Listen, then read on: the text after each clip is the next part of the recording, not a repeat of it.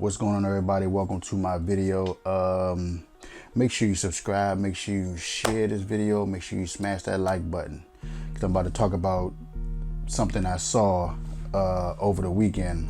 Where it's two documentaries that I saw, and both are produced and written by the same dude. He wrote like maybe 12 or 14 books, and they turned two of them into documentaries.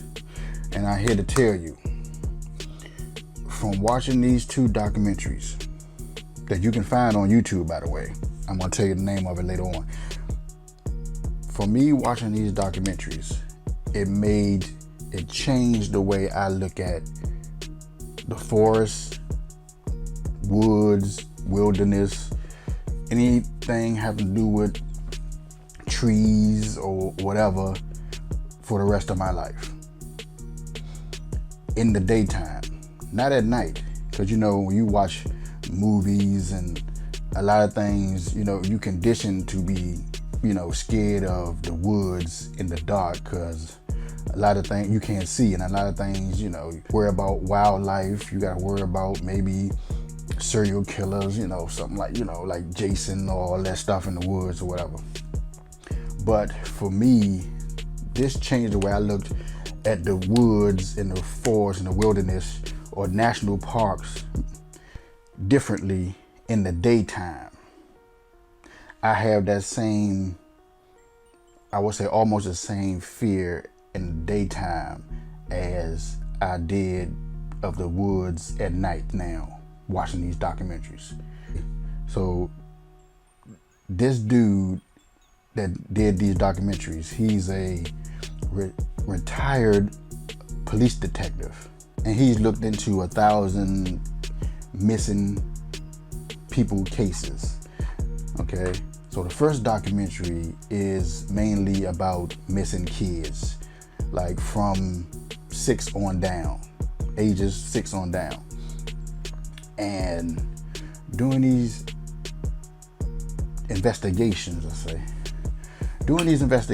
he compiled a list of similarities with all these missing people cases. And it's like the same situation almost on every case. Okay, and this is the list right here. Okay, it's always a point of separation, time of disappearance, boulder fields, near water, some type of the weather would change, a day or two after the person went missing, before or after the person went missing. They always had some type of disability or illness. Canines can't even track them. You know what I'm saying? It's like the canines just be confused and just stop and be confused. Found in area previously searched. After they search the area, maybe I would say maybe a few days later or a month or so later, sometimes if the body was found, it was found in places that they searched already. Missing clothes. They're always naked. Every one of them. Always naked. Okay, unknown causes of death. So they are naked and they have no type of cause of death. And it's a cluster of them in the geographical clustering all over the United States. So this is mainly in the United States. Okay, let me start off with the first one I saw. Like I said, it was mainly dealing with missing kids, and the documentary was mainly focused on one kid, but I think it was maybe about 4 or 5 different kids that went missing in the documentary. And one of the kids, they wasn't really, this is the thing that I'm saying, it wasn't really far away from the parents or the grandparents. I would say they probably was like maybe 30 yards away, and they just up and just disappeared. And when you in like a campground, it's not really any place to disappear. There's no caves, any type of cabins or anything that you can, unless it's like maybe some type of trap door or something like that, you know what I'm saying? So how is it that you can see somebody and then you turn around, your back turned for like maybe a second or two, and they are just gone, vanished? Camping. They were camping, and there was a camp counselor that went to look for this boy. And this boy was hard of hearing. And that's another thing. They always got some type of disability when these people go disappearing. So the camp counselor went to, grab the kid and bring him on back from wherever he was, just walking around playing in the wilderness. And he said he wasn't even like 20 yards away from him. And he looked at him, he saw him following him, walking with him. I don't know why he just didn't have him, by his side, walking with him. But I guess he was like, hey, such and such, come on back over here. And he saw him walking. And then he said, as soon as he got to a point, turned around, look, the boy is gone.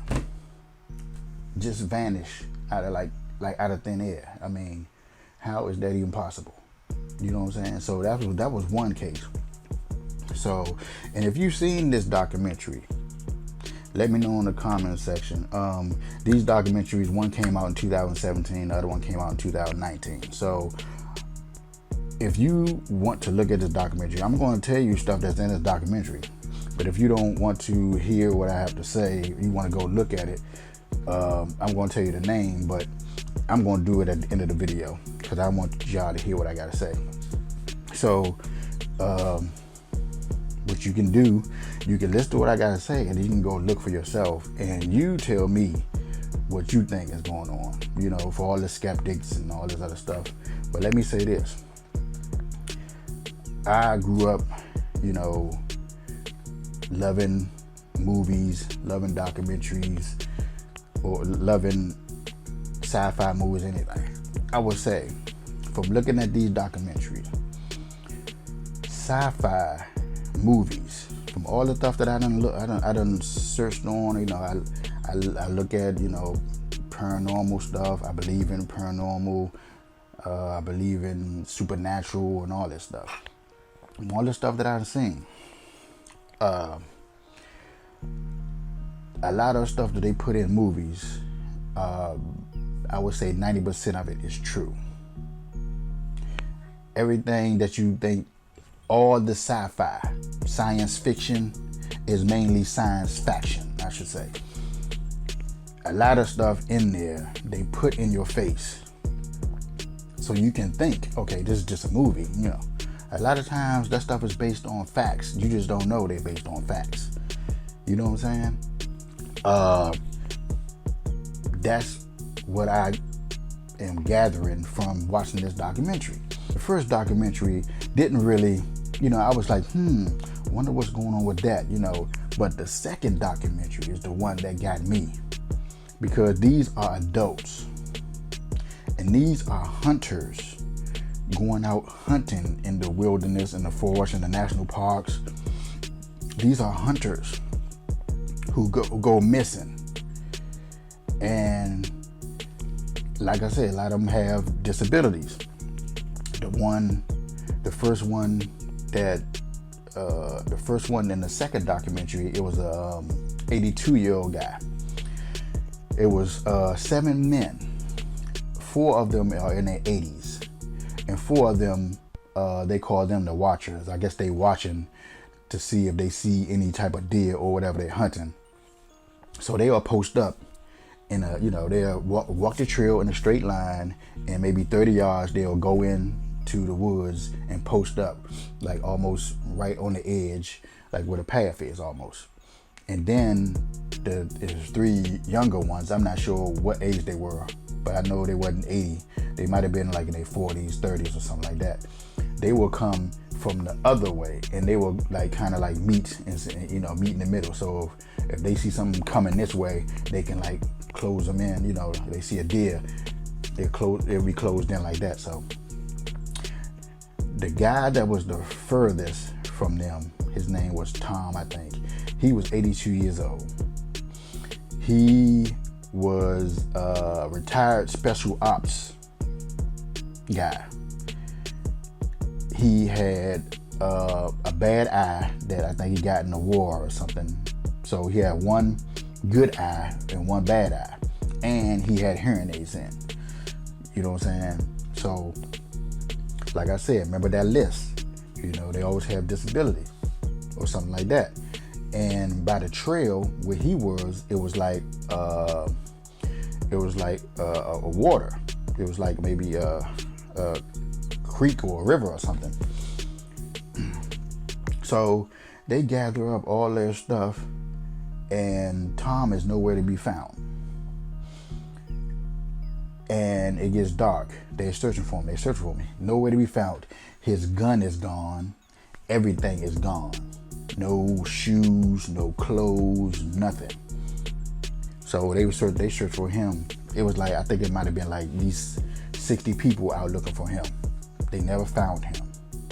Don't know where he went or anything. You know, they just know that he's always posting up at the same spot all the time. And they interviewed a lot of the people that were there, or his wife. One guy said when he was looking for him, one of his friends said that he heard a strange sound, but he never would say what the strange sound was. But he said it was hard to describe. But another friend said that he thought he heard some type of snapping or cracking, but it wasn't like any type of twigs or anything. He said it sounded like maybe a trap that closed. I'm like, what does that mean? A trap that closed? You know, he didn't elaborate. What type of trap? Trap door? You know, bed trap? Or, you know.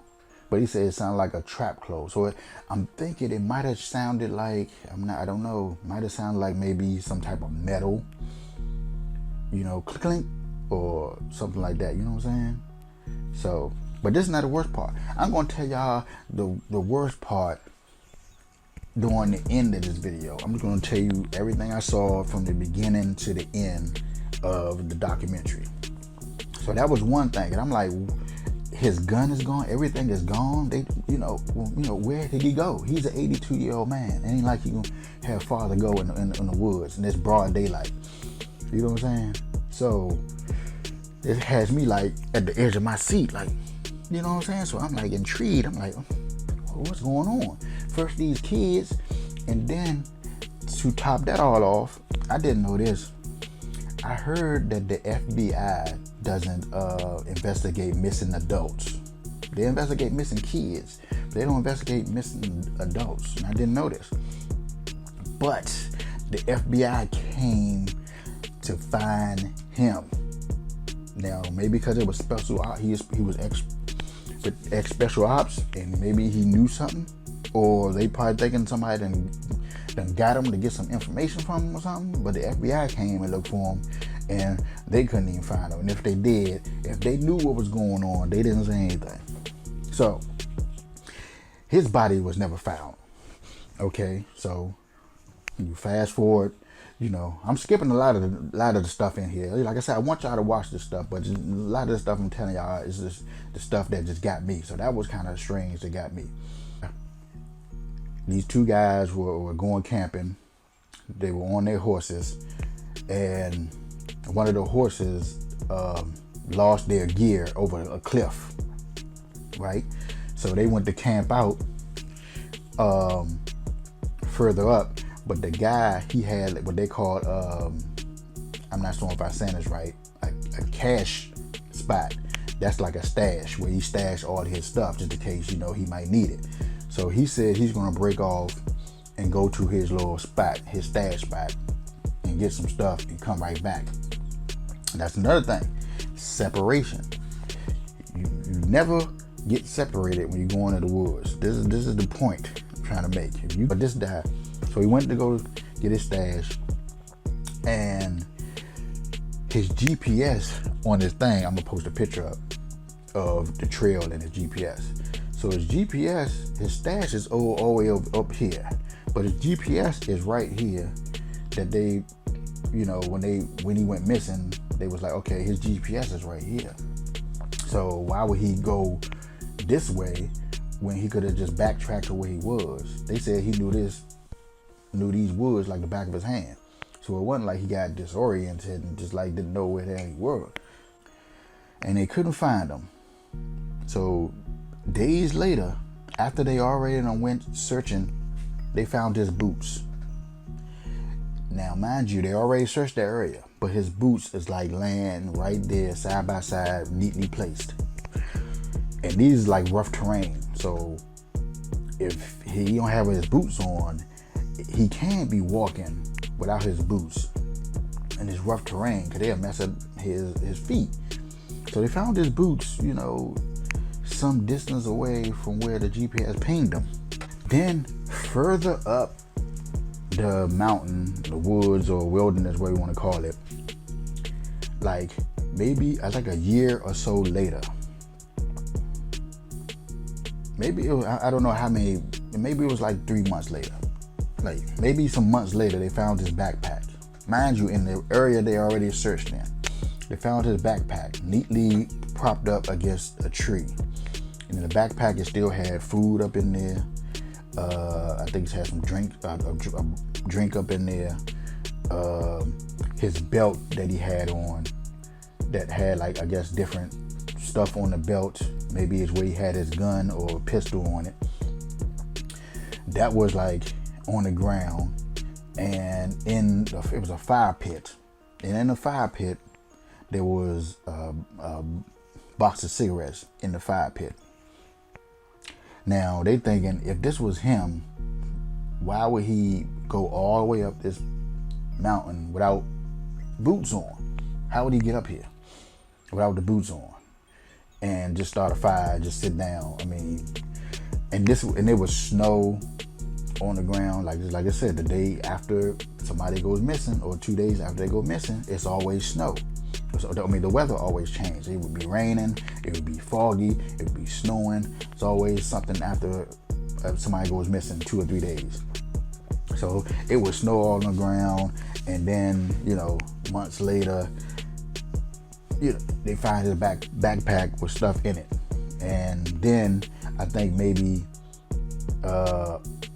months and months and months after they found the backpack, somebody found a skull, a pelvis, and cell phone in the jacket, you know what I'm saying, and a thermos like sitting right on a rock. Like, I'm like, what the hell is going on? I mean, was he walking and did he die, or did somebody kill him, just set his stuff all nice and neat everywhere? You know, that one, I can't tell you what's going on with that one. That one could be anything. And he just probably, you know, just didn't know where he was, disoriented, and just was like, I'm going to just, you know, stick it out in the woods or whatever. You could relate that to that, because they found some remains and skull. Now, it was another one where this woman disappeared, and they found her. She was naked right by some water. You know, face kind of like in a fetal position, right by some water, naked. There's no injuries on her body, no forceful penetration or anything on her body.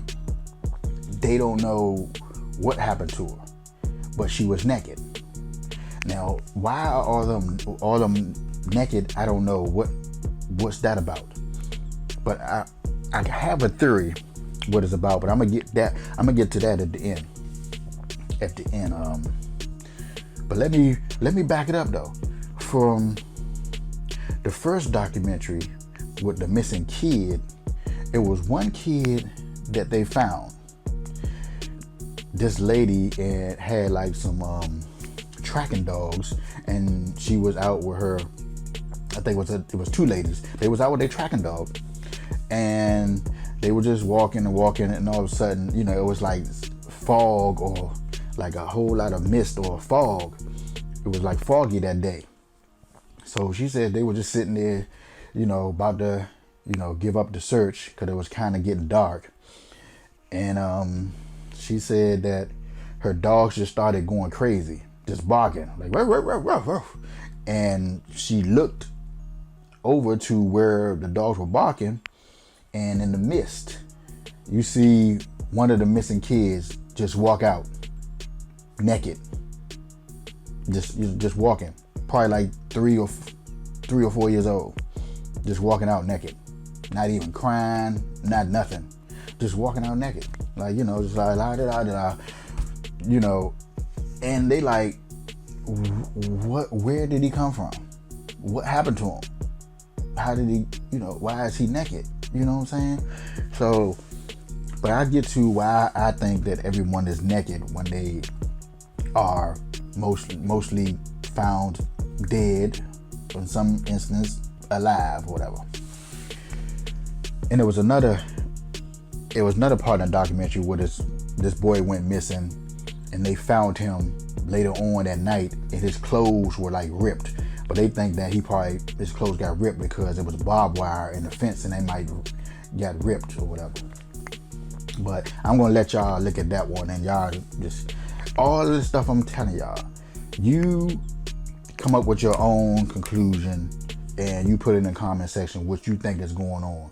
You know, all this stuff leading up to what I'm about to say was like, I'm thinking, you know, I don't watch a whole lot of stuff about missing people or missing kids or whatever.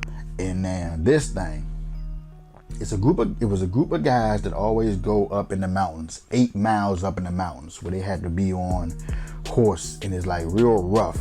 So you got to be careful, because you might stumble and like fall over or something, you know, and tumble down the mountain over a cliff or something. But it's real tough to get to, as they say.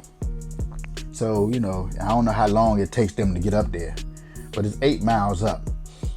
And you know, you get up there and it's probably a whole lot of fog or mist or whatever. But these group of guys, I'm not sure how many it is. I'm thinking maybe 3 or 4 of them. And this is a tradition of theirs. They always go up to this particular spot. They made this shelter out of wood that they chopped down, and just made this like kind of like a shack type thing around some trees. And I'm gonna show you the picture of it right here. It's this picture from 1970. This is in the 70s. And they use a big log for the door. You know, they just, you know, move it with some cable wires, and they close it, right? So when they say every time they go up there, they always hear some noises and all this other stuff. So one particular time when they were up there, they said, okay, you know, they have all they said they had like a little stove, a makeshift stove they done had, and some kind of metal cans and stuff like that out there where they cook their food in and stuff like that. So they said when, you know, it was getting dark or whatever, or it was already dark or getting dark, and every time it gets dark, they always go into the shelter that they made and, you know, go to sleep.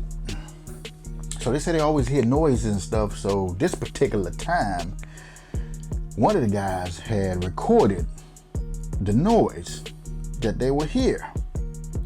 Now this is the one that brought chills to me and made me, you know, they made my hair stand up from the sound that he recorded. Okay, so the sound, I'm going to say it sounded like maybe how everyone says a caveman sounds, you know, like you know, caveman sounds. That's what it started. It was two, whatever it was. They call them, they call them like maybe skinwalkers or something like that. You know, some of y'all might know what that is. And they call them skinwalkers. you know. But I'm thinking, when I first hearing that, I'm thinking it might be, you know, the Bigfoot or Sasquatch that people always talk about. But when I first heard it, I listened to this thing probably like 3 or 4 times. When I first heard it, it almost sounded like the devil or something. You know what I'm saying? The voice was high, and then they will mark the sound. So one of the guys will mark the sound like he talking to him. Like, you know, one of them says, if the thing says hoo hoo hoo, the guy will repeat it, hoo hoo hoo. Then the other, then the thing will say something back like, you know. And then the dude would mark that, and then it seemed like it was agitating the dude. Like, hold up, you're not one of us. And the dude, and the thing will, and then the other one, I'm thinking it might have been the female, because that one had like a high pitched voice. It was almost like, you know what I'm saying? Like it was mad. Like it's like, no, you're not one of us. Or you talking to him. They're not one of us. Why are you talking to him or something like that? You know what I'm saying? Nah, women are. He's like, why are you talking to him? And it seemed like that's what it was going back and forth. And it seemed like they was getting mad and talking to each other. And then it was almost like the one with the high pitched voice was sounding like, you know, Busy Bone. And Bone Thugs Harmony was, you know, spitting fast on or what. I'm like, oh my goodness, you know. And then there was the deep voice, and then it almost like it was shape shifting as they were talking. You know, it was like, you know, I'm coming down. Then it almost started sounding like they were human, but they were talking real fast. It almost sound like, this is what I got from it. Almost sound like, you know, people back in the 40s or 50s, you know, maybe like Humphrey Bogart and all that stuff. It almost sounded like them, like, hey, you know, how you know, nice to meet you, know. That's how it was saying. You know, first it went up to, then, but they were speaking real fast. So I was like, oh my man, this is crazy. You know what I'm saying? And then the dude said at one point that they went into their shelter and they heard all this commotion, like something was like wrecking their stove and beating all the pans up, like just messing up their whole stuff. And then he said when he went, you know, they never went out, because I'm thinking the thing was trying to get them to come out to see what was going on, you know, trying to trick them, like, I want y'all to come out here so we can get you. You know what I'm saying? So they didn't go out that night. The next morning they said they went out just to see all the trash and stuff all around. They said it was nothing touched. So this is some type of intelligent, I'm telling you, this is some type of intelligent beings or whatever. You know, gonna try to make it like you wrecking our stuff all up, but it's nothing misplaced. Everything was just like it was. And then he said, while he was in the shelter, he said it sounded like a car door closed. He said, we're 8 miles up in the mountains. There's no car. So what the hell is that? A car door closing? Like, you know how the car door close? You know what I'm saying? So it's like they wanted them to come out like, hold up, what the hell is that? And snatch them up or something. You know what I'm saying? Because I'm telling you, they will snatch you up when you're separated from them. But I don't think none of these guys had disabilities. And that's probably why they go back up there. This is from the 70s. They went back up to this place. You know what I'm saying? And they will hunt. They would still go back up. But here's the thing. The one guy that was telling the story, he said he never went hunting again up there. So he don't bring his gun or anything like that. So he'll go up there with his wife. And he said he went up there one time with his wife. And it looks like, at one night, he said, you see this like blue orb in the sky. And if you glanced at it, you would think it was the moon. That's how bright it was. But then it would move. It would just float. You know what I'm saying? I'm like, man, I done heard stories about floating orbs all through the woods and all that other stuff. Light. It was floating. He said it was probably about this thick, and it was probably about this long, or maybe longer. And he said it was just floating. And I'm thinking that thing was scanning. scanning the bottom, you know, floating around. And if that thing would have hit you, your ass would have disappeared. That's what I'm thinking. You know, I believe this type of stuff. So, and this is in the daytime, just like in the daytime he said he saw it. You know what I'm saying? Because you know, in the daytime, you can see like a light floating. And you know, it said this is in the daytime. And I'll show you our picture of what they, in the documentary, what he said the light looked like. Okay. Then the guy said that he heard a sound in the sky that sound like a tuning fork. Now you know what a tuning fork is. I'm gonna put the picture up. And you know when you hit this thing, like it's like bing, you know what I'm saying? So I'm thinking alien. I'm thinking maybe all these are aliens. I'm thinking the skinwalkers are aliens. But you be the judge. Okay. Now this is the part that I say that when I talk about 90% of the stuff in the movies are factual, but they put in the movie so you're thinking it's not real.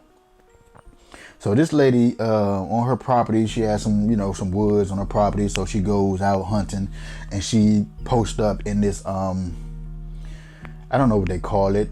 Like a deer stand or something. And it's like 19. I think she says 18 or 19 feet in the air, where you just post up in there and you're just waiting for deer. You know, when you see some deer, you know, and they can't see you, so you post up on top so they can't see you. And she was just posted up, and she said it was something in the trees, but she thought it was like something in her eye. You know, you get like something in your eye and it like blur your vision.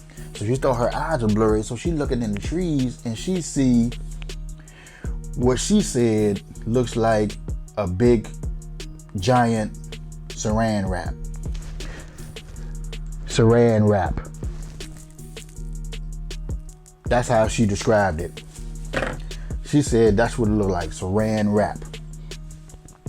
And then how they describing it, I'm gonna post a picture of it, but this is not the picture from the documentary. This is the picture from the Predator. That's the first thing I thought about when they showed what she was looking at, or what they put up, the description of what she's looking at. I said, that looks like the Predator. I said, oh, I'm like, you mean to tell me the Predator is real? You mean to tell me that it's something out there that can cloak themselves like the Predator and be invisible? So she said that's what it looked like. It looked like a big sheet of saran wrap, and it was in a tree. And she said it reached from another tree, and then once they reached, the whole body just, you know what I'm saying, reach like that, right? And then she said it did that like about 3 trees, and then all of a sudden it disappeared. So I'm like, what the? Now, you know what I'm saying? Now, I never heard anybody say anything about these type of people, but I did a little research, and it's something out there called the Glimmer Man. I mean, some of y'all might know the Glimmer Man. That's something on YouTube too. You can go look it up. Look up the Glimmer Man on YouTube. And when I looked up the Glimmer Man on YouTube, it was 2 guys said they were like somewhere camping, and they were like by water. Again, it's always by water. Now I'm thinking it's probably always, and these people that go missing, I'm gonna tell you, I'm thinking they're always by water, because when you look at water, it's always like reflecting, like, you know, like this. If you look at light, it's always reflecting. So if you see something in the water like this, you probably can't tell if it's water or not, because it's like the sun is bouncing off. But this dude said he saw something that looked like a stack of saran wrap. Same thing as the lady said. And he said it was in the shape of a person, but the head was different. The head was like maybe like it didn't have a neck type thing. You know what I'm saying? So what am I thinking? I'm thinking all these, I want to do all these Bigfoot or Sasquatch, can they like cloak themselves, you can't see them. You know what I'm saying? Because I always thought that Bigfoot and Sasquatch was like aliens or something. You know what I'm saying? Maybe a pet of the alien, like go out there and search for some stuff and bring it back to us. Like, you know what I'm saying? They just drop them off like hunters or something. You know what I'm saying? For the aliens. They drop them off and, you know, have them go around looking for animals or whatever and bring it back to us, because we don't want to be hovering over and beaming. You know, we have y'all out there so y'all can do all that and just bring it back to us. Now my thing is with the cloaking, the guy said that him and his brother or his friend saw the thing and just started running. Just running and running, and the thing was following them. You know what I'm saying? But I done went down the rabbit hole, y'all. I looked at the Glimmer Man. I looked at stories of people saying, you know, predator and all this other stuff. And that's what made me think, if it's something out there in the woods in broad daylight and you can't really see them unless you really looking, it'd be like, hold up, why that looks like, looks pixely, you know, looks like some saran wrap or something. You know what I'm saying? And if you're not paying attention, that thing could be just sitting there watching you. Cause he said it stopped and then it hunched down like this, like they couldn't see him, but they still could see him. You know what I'm saying? And it was like, and that's what I'm thinking is happening to all these people that's disappearing and reappearing naked. But my thing is that these people, these hunters, they have guns. And I'm thinking the only reason why that little, I'm gonna say Glimmer Man didn't take that lady, because that lady didn't have a disability. And they probably was looking at her scanning like, oh nah, she's all right. You know, she didn't have a bad eye. She wasn't hard of hearing. You know, she didn't have a bad leg or whatever. You know, it was a lot of those in this documentary about hunters. They always have something wrong with them. It was one guy, he had like a bad leg, and they parked the car. He wasn't like 20 yards from his car where he was posted up at. It was 3 of them. 2 of them went where they went, and this one dude went to the other side or whatever by himself. The person that went by himself with the disability is the one that was missing. Gun and all. Everything gone. You know what I'm saying? He was never found. So you either never found, or they find your remains, or they find you naked. My thing is, I'm thinking when they find you naked, it's got to be something about with the clothes. If they take you, it's only a matter of time for they can like, they wrap around you so you can be invisible with them, with the cloaking. You know what I'm saying? Then once they take you somewhere, they got to take off all your clothes to whatever they gonna do to you. Then they put you back, whatever, you know, whatever they do. But whatever they do, they kill you. So I don't know if it's like, okay, this person has a disability. Let's see why they have this disability. You know what I'm saying? Or let's see if we can fix them. Oops, nope, couldn't fix them. Dang, we killed them. Killed another one. All right, go find another one. You know what I'm saying? I mean, so if you have some type of disability,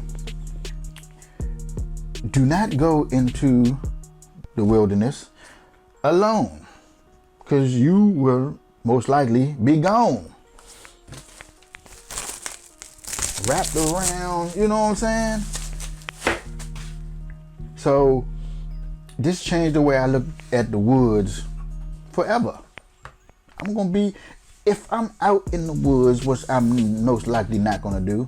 You know, I was always thinking about camping. You know, I ain't gonna be in no tent, but I would go stay in a cabin in the woods. You know what I'm saying? Probably. But now I'm like, you know, I went hiking a couple of times, you know, before the COVID hit. Went up hiking, but there was a lot of people around. You know what I'm saying? And I didn't branch off by myself. But so now you gotta look at the woods. If you watch these 2 documentaries, you better not go anywhere on the trail alone. You know how people want to jog and they jog through the woods or through a trail, through the woods or the wilderness, or you think you gotta worry about wildlife, bears and mountain lions. Yeah, you gotta worry about some stuff you probably can't even see. And if you do see it, that you gotta be really, really paying attention. You gotta be right up in your face like this in your eyesight. But if you're off in the distance, you just glancing, you ain't gonna see no thing that looks like the predator. You know what I'm saying? So this is just, my take on what I saw. Like I said, go look at these two documentaries. I'm gonna tell you the names if you haven't seen this already. The documentaries are called Missing 411, and that's the first documentary. The other documentary is called Missing 411, The Hunted. Go look at those documentaries. They're on YouTube. Now, I didn't watch them on YouTube. I watched them on like different streaming channels, but I didn't know it was on YouTube until I looked it up. So you can watch them on YouTube. Go watch these documentaries, and it's a good explanation for. You go back and tell me a good explanation for all these people that's disappearing and then coming back naked, or disappearing everything. You're not even safe with a gun in the woods by yourself. You're not safe with a gun. These people had guns. That's the thing that gets me. I can see like a little boy, and then here's the thing: they taking these little kids and grown-ups, but they taking the little kids, and they don't be crying. You don't hear no struggle. You don't hear nothing, and it's like out in the open. You can see you can see through the woods. Like if somebody had on something red or whatever, you can see them like in the distance or something like that. These people be gone in seconds. Or minutes. And how do they get missing? You know what I'm saying? So I don't know. Like, y'all watch them documentaries and y'all come back and we'll chat about it in the comment section. You tell me what you think is going on. You know what I'm saying? That's all I got to say. Make sure y'all like, make sure y'all share this video. Make sure you hit that subscribe button. I'm Chris Magma. I'll see y'all in the next video.